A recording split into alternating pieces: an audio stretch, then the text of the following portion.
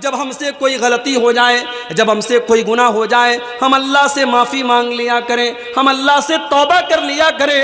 اللہ تعالیٰ تو تواب الرحیم ہے، اللہ تعالیٰ تو غفور الرحیم ہے، وہ ہمارے توبہ کرنے کے بعد ہمارے گناہوں کو نیکیوں میں کنورٹ کر دے گا، بدل دے گا۔ جانتے ہو، ایک بڑی پیاری حدیث آپ کو سنانے جا رہا ہوں۔ یہ حدیث آپ کو صحیح مسلم کے اندر ملے گی۔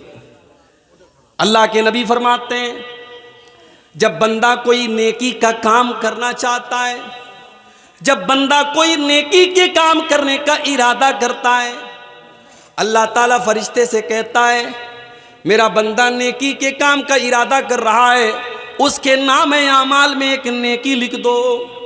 ابھی اس نے نیکی نہیں کیا ہے، ابھی اس نے نیکی کا ارادہ کیا ہے، ابھی وہ رات میں عشاء کی نماز پڑھ کے آیا ہے، وہ بستر پہ یہ سوچ کے سویا ہے کہ کل میں تہجد کی نماز پڑھوں گا، ابھی اس نے صرف ارادہ کیا ہے، اللہ تعالیٰ نے اس کے نام اعمال میں ایک نیکی لکھ دی۔ رات میں 2 بجے نیند کھلی، رات میں 3 بجے نیند کھلی۔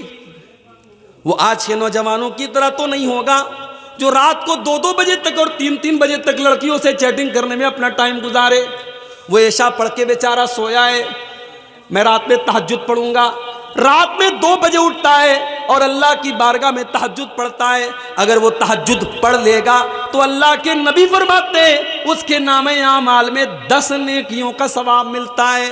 اس نے 8 رکعت تہجد کی نماز پڑھی، لیکن اس کو ثواب ملے گا 80 رکعت پڑھنے کا، اس کو 10 گنا زیادہ ثواب ملے گا۔ صرف ارادہ کر کے سویا تھا، اللہ نے ایک نیکی لکھ دی، اور جب وہ کام کر لیا اللہ نے 10 نیکیوں کا ثواب اس کو دے دیا۔ اس کے اپوزٹ میں اب ذرا غور سے سنیے گا، اللہ کتنا رحمان ہے اور کتنا کرپالو ہے اور کتنا دیالو ہے، اس کی کرپائیں کتنی بڑی، اس کی دیا کتنی بڑی ہے، اس کی رحمت کتنی بڑی ہے۔ ذرا اس حدیث سے اندازہ لگاؤ میرے بھائی۔ اللہ کے نبی فرماتے ہیں اگر بندہ کسی گناہ کے کام کا ارادہ کرتا ہے، کسی غلط کام کا ارادہ کرتا ہے، کوئی بھی غلط کام کرنے کا ارادہ کرتا ہے، اللہ فرشتوں سے کہتا ہے رک جاؤ، ابھی بندے نے ارادہ کیا ہے، ابھی اس نے گناہ کا کام نہیں کیا ہے، اس نے غلط کام نہیں کیا ہے، جب تک میرا بندہ وہ گناہ کا کام نہ کر دے، جب تک وہ غلط کام نہ کر دے، اس کے نام اعمال میں تم گناہ مت لکھنا۔ دیکھو، نیکی کا ارادہ کیا تھا، نیکی کا ثواب اللہ نے لکھ دیا تھا، مگر گناہ کا ارادہ کیا ہے، ابھی اللہ نے گناہ کا اس کے نام اعمال میں گناہ کو نہیں لکھا، منع کر دیا فرشتوں سے ابھی مت لکھو۔ اس کے بعد اللہ کے نبی فرماتے ہیں اگر بندہ وہ گناہ کا کام کر لیتا ہے، چوری کر لیتا ہے، زنا کر لیتا ہے، جھوٹ بول دیتا ہے، شراب پی لیتا ہے، کوئی بھی غلط کام کر لیتا ہے، اس کے نام اعمال میں ایک گناہ لکھ دیا جاتا ہے، ایک گناہ کا عذاب اس کے نام اعمال میں لکھ دیا جاتا ہے۔ لیکن اگر ارادہ کرنے کے بعد اگر بندہ گناہ سے بچ جائے اور گناہ نہ کرے تو ذرا اس اللہ کی رحمت دیکھو، اللہ فرشتوں سے کہتا ہے میرے بندے نے میرے ڈر سے اس گناہ کو چھوڑ دیا ہے، میرا ڈر اس کے دل میں پیدا ہو گیا اور اس نے گناہ کا ارادہ کر کے گناہ نہیں کیا ہے، اے فرشتوں اس کے نام اعمال میں ایک نیکی لکھ دو، اس نے گناہ کا ارادہ کر کے گناہ نہیں کیا، اس نے میرے ڈر سے ایسا نہیں کیا، اے میرے فرشتوں اس کے نام اعمال میں ایک نیکی لکھ دو۔ یہ ہے اس اللہ کی رحمت میرے بھائی۔ اس لیے اگر ہم سے کوئی گناہ ہو جائے تو ہم اللہ سے سچی توبہ کریں، ہم اللہ سے معافی مانگیں۔ اچھا، توبہ کا مطلب سمجھتے ہو؟ جب ہم گاڑی چلاتے ہیں، چاہے ہم کار چلا رہے ہو یا بائک چلا رہے ہو، تو آپ نے راستے میں کہیں کہیں دیکھا ہوگا روڈ کے اوپر یو ٹرن لینا ہوتا ہے۔ اگر ہمیں اس سائڈ سے اس سائڈ آنا ہے تو ہم یو ٹرن لیتے ہیں، پوری گاڑی کو ہم گھما کے اپوزٹ راستے پہ لے کے آتے ہیں۔ توبہ کا مطلب ہوتا ہے یو ٹرن لینا۔ توبہ کا مطلب ہوتا ہے آپ اللہ تعالیٰ کے راستے سے بھٹک گئے تھے، صراط مستقیم سے بھٹک گئے تھے، اب آپ یو ٹرن لے رہے ہیں، آپ اللہ کے راستے پر واپس لوٹ رہے ہیں۔ اس لیے اللہ تعالیٰ قرآن کریم میں فرماتا ہے إِلَّا مَن تَابَ وَآمَنَ وَعَمِلَ عَمَلًا صَالِحًا فَأُولَئِكَ يُبَدِّلُ اللَّهُ سَيِّئَاتِهِمْ حَسَنَاتٍ۔ جو توبہ کر لے جو ایمان لے آئے اور جو نیک عمل کر لے ہم اس کے گناہوں کو نیکیوں میں بدل دیں گے۔ کل تک وہ شراب پیا کرتا تھا، کل تک وہ زنا کیا کرتا تھا، کل تک وہ جھوٹ بولا کرتا تھا، کل تک وہ حرام کام کیا کرتا تھا، آج اس نے سچی توبہ کر لی، آج اس نے اللہ سے معافی مانگ لی، آج وہ نیک عمل کرنے لگا، آج اس نے اپنے آپ کو سدھار لیا، تو اللہ تعالیٰ اس کو معاف بھی کر دے گا اور اس کے سارے گناہوں کو نیکیوں میں بدل دے گا۔ اس اللہ کا کرم دیکھو، اس اللہ کی رحمت کا دریا دیکھو۔ فَأُولَئِكَ يُبَدِّلُ اللَّهُ سَيِّئَاتِهِمْ حَسَنَاتٍ۔ بھئی دنیا میں اگر ہمارا ایک باپ کا اگر بیٹا کوئی غلطی کر دے اور بیٹا آ کے باپ سے کہے ابا مجھ سے غلطی ہو گئی، بچہ غلطی کر دے ماں سے آ کے کہ اماں غلطی ہو گئی، تو ماں معاف کر دیتی ہے، بیٹا معاف کر دیتا ہے۔ مگر باپ جب معاف کرتا ہے، ماں جب معاف کرتی ہے، تو ایسا تو نہیں کرتی ہے ماں، ایسا تو نہیں کرتا ہے باپ کہ اس بچے کو معاف کر دے اور اس کے بعد اس کو تحفہ دے دے، مگر وہ اللہ، وہ جب ہم توبہ کرتے ہیں میرے بھائیوں تو وہ ہمیں معاف بھی کرتا ہے اور ہمیں تحفہ دیتا ہے، ہمارے گناہوں کو نیکیوں میں بدل دیتا ہے۔ یہ اس اللہ کا کرم ہے، یہ اس کی رحمت ہے میرے پیارے ساتھی۔ اس لیے کبھی بھی کتنا بھی انسان گنہگار ہو، اسے اللہ کی رحمت سے مایوس نہیں ہونا چاہیے۔ اگر آپ کو لگتا ہے کہ میں بہت گنہگار ہوں اور میری دعا اللہ تعالیٰ نہیں سنے گا، تو آؤ قرآن کی میں وہ آیت پڑھتا ہوں۔ یہی وہ آیت ہے جس کے بارے میں عبداللہ بن مسعود کہا کرتے تھے ارجا آیت فی کتاب اللہ۔ یہ قرآن کی ایسی آیت ہے جو گنہگاروں کو امید دلاتی ہے، آشا دلاتی ہے، گنہگاروں کے دل میں اللہ تعالیٰ سے معافی مانگنے کی آشا پیدا کرتی ہے۔ قل یا عبادی الذین اسرفوا علی انفسہم لا تقنطوا من رحمت اللہ ان اللہ یغفر الذنوب جميعا۔ اے میرے بندو، اگر تم نے گناہ کر کر کے اور پاپ کر کر کے اپنے اوپر اتیاچار کر لیا ہے، ظلم کر لیا ہے، لا تقنطوا من رحمت اللہ، تم اللہ کی رحمت سے مایوس نہ ہونا، تم اللہ کی رحمت سے نراش نہ ہونا، تم اللہ کی رحمت سے تم نا امید مت ہونا، اللہ تمہارے تمام گناہوں کو معاف کر دے گا۔ اللہ کے نبی ایک واقعہ بیان کرتے ہیں، بنی اسرائیل میں ایک آدمی تھا جس نے 99 لوگوں کا مرڈر کیا تھا، 99 لوگوں کا اس نے خون کیا تھا۔ 99 لوگوں کا مرڈر کرنے کے بعد اس کے دل میں خیال پیدا ہوا کہ میں بہت گنہگار ہوں، مجھے اللہ سے معافی مانگ لینی چاہیے، توبہ کر لینی چاہیے۔ اس کے دل میں توبہ کا خیال آیا، اس نے کسی سے پوچھا میں توبہ کرنا چاہتا ہوں، کیا کروں؟ کسی نے کہا کہ فلاں کے پاس چلے جاؤ، وہ اس دور کا سب سے بڑا عالم ہے، اس کے پاس چلے جاؤ، وہ تمہیں کوئی راستہ بتائے گا۔ بخاری کے الفاظ ہیں، وہ 99 لوگوں کا قاتل، وہ ڈاکو اس آدمی کے پاس پہنچا جو بہت بڑا راہب تھا، بہت بڑا عبادت گزار تھا، مگر عالم نہیں تھا۔ لوگ اس کو عالم سمجھتے تھے مگر وہ عالم نہیں تھا، عالم نہیں تھا، بہت بڑا عابد تھا، بہت عبادت گزار تھا۔ 99 لوگوں کا مرڈر کرنے کے بعد اس کے پاس پہنچا، کہ مولوی صاحب، امام صاحب، میں نے 99 لوگوں کا مرڈر کیا ہے اور اب میرے دل میں توبہ کا خیال آیا ہے، میں توبہ کرنا چاہتا ہوں، میں اللہ سے معافی مانگنا چاہتا ہوں، کیا میری توبہ اللہ تعالیٰ قبول کرے گا؟ اب دیکھو، مسئلہ ہمیشہ عالم سے پوچھنا چاہیے۔ وہ عالم نہیں تھا، وہ راہب تھا۔ راہب الگ ہوتا ہے، عالم الگ ہوتا ہے۔ ہو سکتا ہے ایک آدمی بہت بڑا عبادت گزار ہو، راتوں میں تہجد پڑھتا ہو، دن میں روزہ رکھتا ہو، مگر یہ ضروری نہیں ہے، یہ آوشک نہیں ہے کہ وہ عالم بھی ہو۔ بھئی آپ بیمار ہوتے ہیں، آپ ڈاکٹر کے پاس جاتے ہیں، اور ڈاکٹر کے پاس بھی اس ڈاکٹر کے پاس جاتے ہیں جس کے پاس آپ کی بیماری کا علاج ہو، جو اسپیشلسٹ ہو۔ اگر آپ کو لیور کی پرابلم ہے تو آپ گیسٹرولوجسٹ کے پاس جائیں، اگر آپ کو دل کی پرابلم ہے آپ کارڈیولوجسٹ کے پاس جائیں، اگر آپ کو دماغ کی پرابلم ہے آپ سائیکیٹرسٹ کے پاس جائیں، اگر آپ کو ہڈی کی پرابلم ہے آپ آرتھو کے اسپیشلسٹ کے پاس جائیں گے، اگر آپ کی نس میں کوئی پرابلم ہے آپ نیورولوجسٹ کے پاس جائیں گے۔ ہر فیلڈ کا ایک ماہر ڈاکٹر ہے، آپ اس ڈاکٹر کے پاس جائیں گے جو آپ کی بیماری کی فیلڈ میں ماہر ہو۔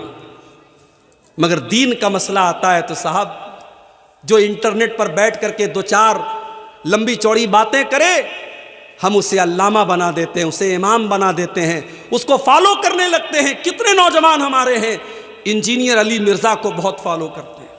مجھے معلوم ہے آپ کے بنگال میں بھی بہت سارے نوجوان بڑے متاثر ہیں انجینئر علی مرزا سے۔ جس انسان کی یہ اوقات ہے کہ وہ کھڑے ہو کر کے اپنی تقریر میں کہتا ہے صاحب امام حرم کو بھی عین نکالنا نہیں آتا۔ دنیا کے بہترین قرآن پڑھنے والے جو حرم کے امام ہیں، یہ کمبخت کہہ رہا ہے کہ ان کو عین نکالنا، جب وہ ایاک نستعین کہتے تو ان سے عین نہیں نکلتی ہے، عین میں نکالتا ہوں۔ اور جب علماء نے اس کو پکڑا اور کئی جگہ اس نے قرآن کی آیتوں کو غلط پڑھا، تب اس کو فالو کرنے والے کہتے ہیں کہ آپ لوگوں کی تو دکانیں بند کر دی علی مرزا نے، تو آپ تو اس کی غلطیاں نکال رہے ہیں۔ میرے بھائی کبھی ٹھنڈے دماغ سے غور کرو۔ میرے نبی نے فرمایا تھا کہ ہر دور میں میری امت میں ایک جماعت ایسی رہے گی جو صحیح کو صحیح کہے گی، غلط کو غلط کہے گی۔ اگر علی مرزا جو بات پیش کر رہا ہے اگر وہ بات صحیح ہے تو علی مرزا کے پہلے یہ باتیں کہنے والا کوئی کیوں نہیں تھا؟ اس امت میں 1400 سال سے آج تک جو سلف کا عقیدہ ہے، جو امت کا عقیدہ ہے، سب نے حضرت معاویہ کو صحابی مانا ہے، سب نے حضرت معاویہ کا احترام کیا ہے، اور سب نے یہ کہا ہے صحابہ کے بیچ میں جو اختلاف ہوا ہے، جو لڑائی جھگڑا ہوا ہے، جو جنگ ہوئی ہے، اس کے بارے میں اپنی زبان کو بند رکھو۔ اور یہ مردود کیا کہتا ہے؟ یہ کہتا ہے صاحب اگر میں ہوتا اس دور میں تو میں علی کے ساتھ ہوتا اور میں معاویہ کے خلاف جنگ کرتا۔ ارے تو ہے کون؟ تیری اوقات کیا ہے؟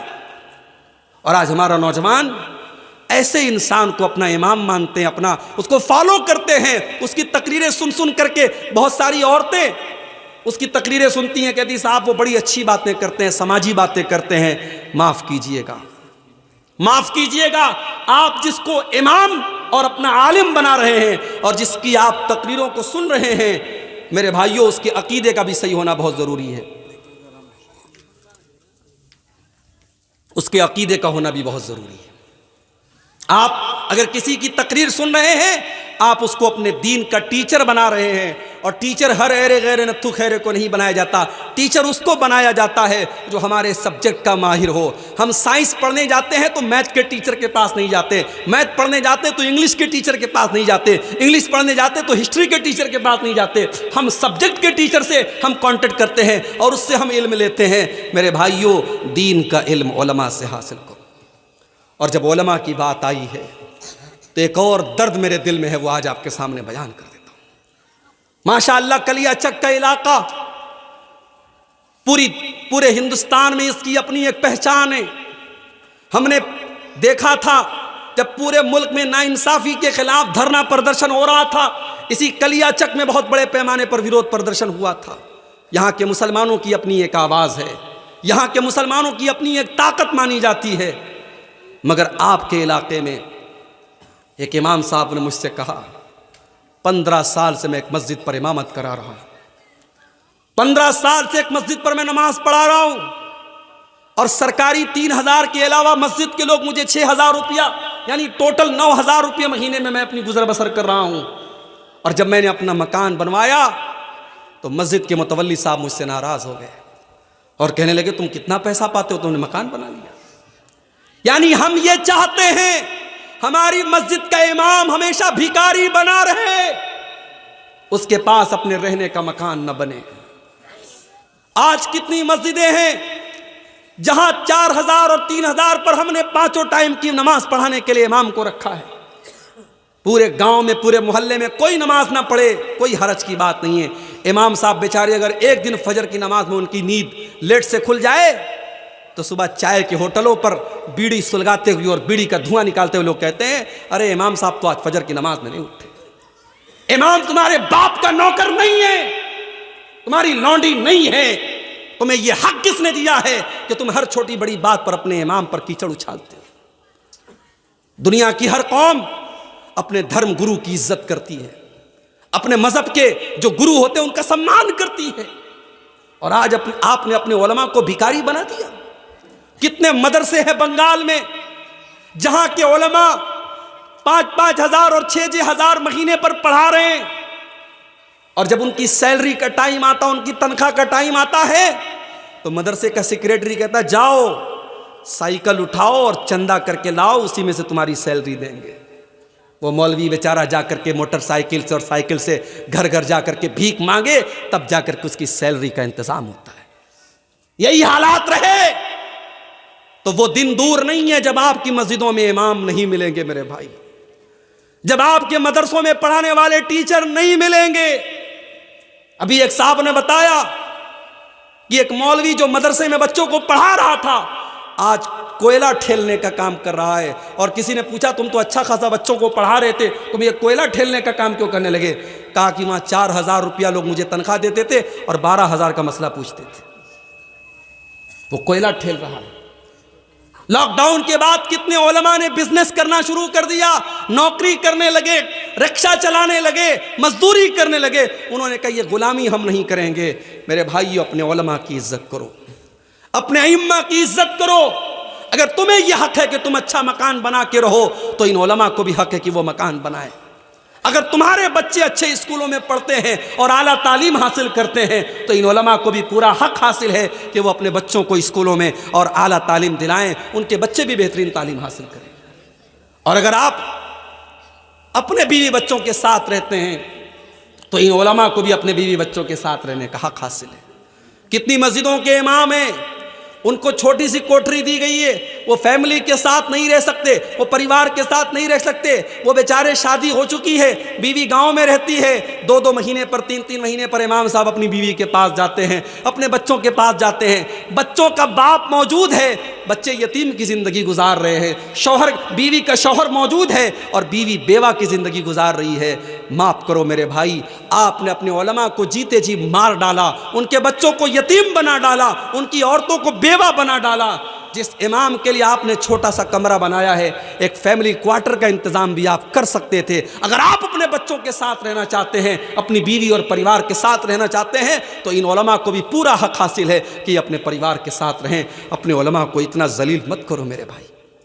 15 سال ایک مسجد پر امامت کرانے والا آج 4-5 ہزار روپیہ اگر مسجد کمیٹی سے پا رہا ہے تو آپ اس پر اعتراض کریں تو مکان کیوں بنوا رہا ہے، تو گھر کیوں بنوا رہا ہے، تجھے گھر بنانے کا کوئی حق حاصل نہیں ہے۔ سوچو اس امام کے دل پر کیا گزری ہوگی۔ وہ 15 سال اگر اس نے کسی بزنس میں دیا ہوتا تو شاید آج اس کا بزنس بہت آگے بڑھ گیا ہوتا۔ اس نے 15 سال کسی پرائیویٹ کمپنی میں نوکری کی ہوتی تو آج اس کی سیلری بہت زیادہ ہوتی۔ میرے پیارے ساتھیوں، اپنے علماء کو اتنا مجبور مت کرو۔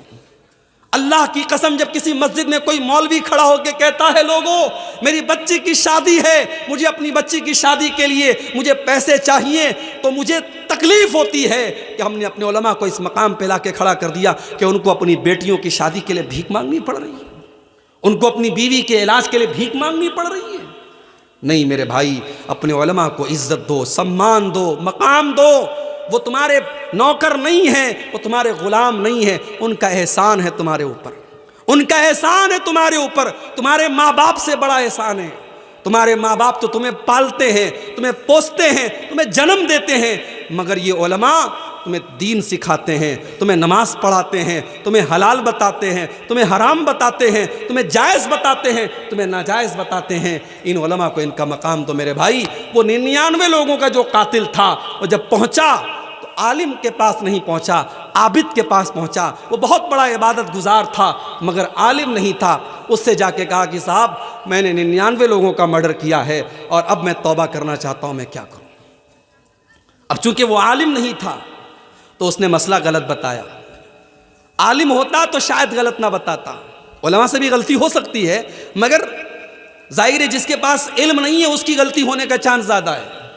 اس نے کہا 99 لوگوں کے قاتل، تو بڑا آیا توبہ کرنے، 900 چوہے کھا کر کے بلی حج کرنے چلی آئی، تو چلا جا، تیری توبہ قبول نہیں ہوگی، اللہ تجھے معاف نہیں کرے گا، تو نے 99 لوگوں کا خون بہایا ہے، اللہ تیری توبہ قبول نہیں کرے گا۔ اس نے کہا ایسی بات ہے، اگر میری توبہ اللہ قبول نہیں کرے گا تو چلو ایک گناہ میں اور کر دیتا ہوں۔ اس نے اس عابد کو بھی قتل کر ڈالا اور 100 قتل اس نے پورے کر لیے۔ اس نے 100 قتل کر دیے، 100 قتل کر دیے، پھر اس کے دل میں توبہ کا خیال آیا، پھر اس نے پوچھا کسی سے میں توبہ کرنا چاہتا ہوں، کیا کروں؟ کسی نے بتایا فلاں کے پاس چلے جاؤ، وہ اس دور کا سب سے بڑا عالم ہے۔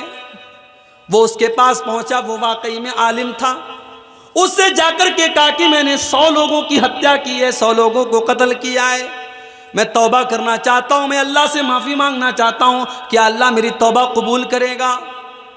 اس عالم نے جواب دیا، من یحول بینک و بین اللہ، اگر تو توبہ کرنا چاہتا ہے، اگر تو اللہ سے معافی مانگنا چاہتا ہے، تو کون تیرے بیچ میں اور اللہ کے بیچ میں رکاوٹ بن سکتا ہے؟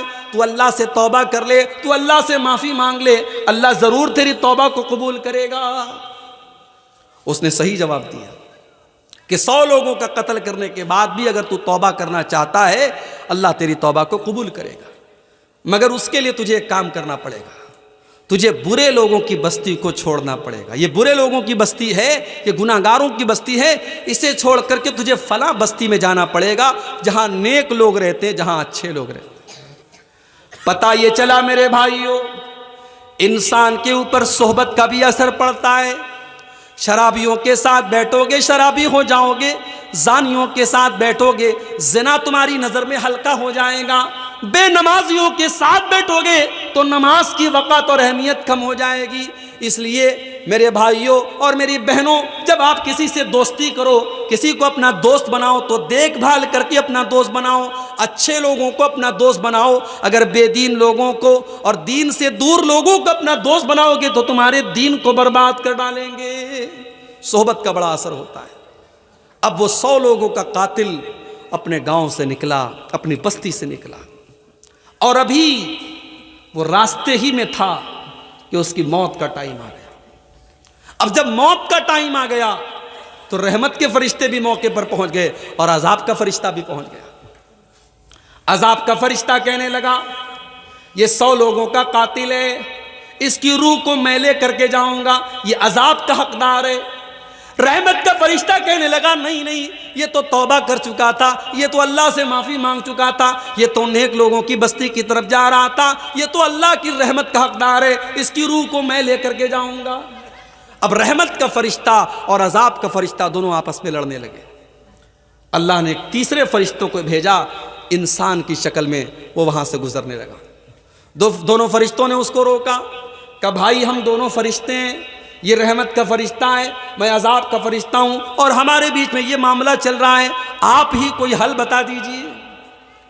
تو اس فرشتے نے جو انسان کی شکل میں اللہ کی طرف سے بھیجا گیا تھا، اس فرشتے نے یہ فیصلہ کیا کہ ایک کام کرو، تم لوگ تو فرشتے ہو، تمہارے لیے کوئی مشکل نہیں ہے، تم پورے راستے کا ماپ کر لو، پورے راستے کو ناپ لو، اگر یہ گنہگاروں کی بستی سے زیادہ قریب ہے تو اس کو عذاب کا فرشتہ لے کر کے جائے گا، اور اگر یہ نیک لوگوں کی بستی سے زیادہ قریب ہے تو اس کو رحمت کا فرشتہ لے کے جائے گا۔